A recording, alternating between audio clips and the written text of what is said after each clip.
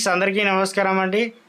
ఇప్పుడే అందిన వార్త, మహాలక్ష్మి మహిళలకు సంబంధించి పథకం 2500 రూపాయలు తేదీ ఫిక్స్ చేసిన రాష్ట్ర ప్రభుత్వం అంటూ లేటెస్ట్ అప్డేట్ అయితే రావడం జరిగిందండి. ఆ వివరాలు ఏంటనేది వీడియో రూపంలో తెలుసుకుందాం.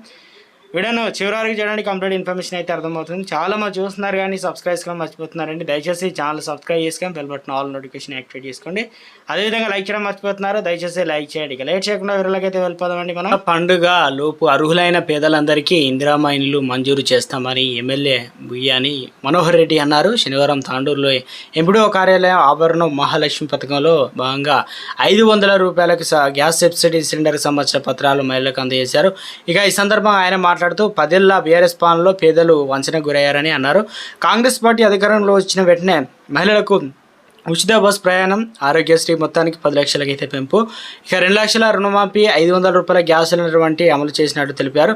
దసరా పండుగలోపు ఇందిరా మహిళలతో పాటు రేషన్ కార్డు కూడా అందజేస్తామని, ఆ తర్వాత మహిళలకు ప్రతి నెల కూడా 2500 రూపాయల నగదును కూడా అందజేసేందుకు ప్రభుత్వం కసరత్తు చేస్తుందన్నారు.